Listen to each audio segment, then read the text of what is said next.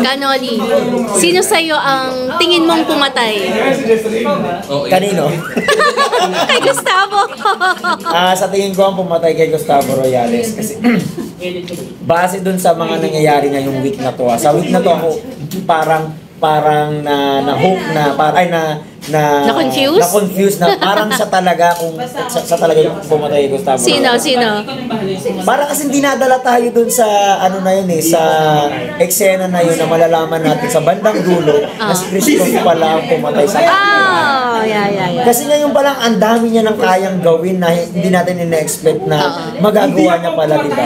Tama. So feeling ko dyan, ang mangyayari dyan, si Christoph ang pumatay at magiging si Napoy at saka si Diana sa Oy, pareho tayo kay Diana sa Napoy.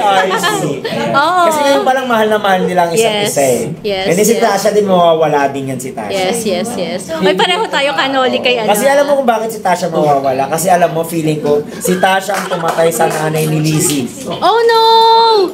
Oh my gosh, pwede Kanoli. Noon pa lang, love niya na si Napoy. Siyempre, balaki itong nanay ni Lizzie. Oh my gosh. Pinatay niya nga yung nanay. Oh my gosh. Kaya ngayon, ang ending talaga niyan, si Diana at saka si Napoy.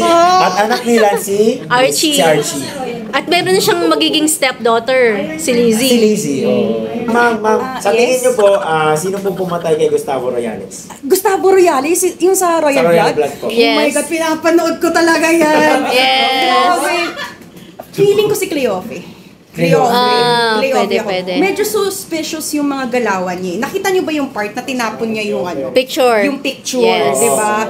Kasi yung picture magkasama din si Gustavo, pati yung kapatid Si Eduardo. Ang theory ko doon is, ito yung theory ko ha. Okay. Naniniwala ba kayo dito? Hindi siya kabit. Feeling ko, nag-aagawan si Gustavo, pati si Eduardo. Eduardo yun, di ba?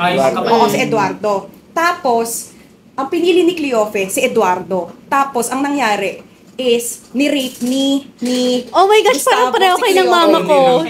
Oo, si Cleofe. Ang bunga, si Margaret. Oh my gosh, kaya love na love niya si Margaret. Oh my gosh. Kaya feeling ko, si Cleofe yung pumatay kasi revenge niya rin yun para sa anak niya na sama ng turing, di ba?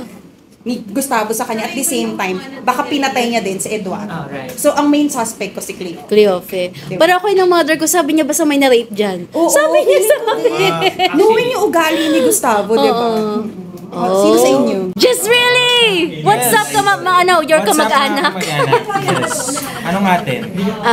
Without spoiling too much. Without spoiling too much. Ano ang theory mo kung sinong pumatay kay Gustavo? Ang theory ko, yung pumatay, kitang-kita na natin siya, pero kinakalimutan lang natin. Kumbaga na-introduce na siya first episode pa lang.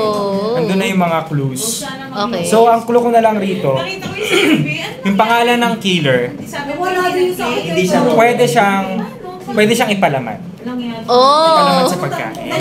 Okay. Sounds like makulit.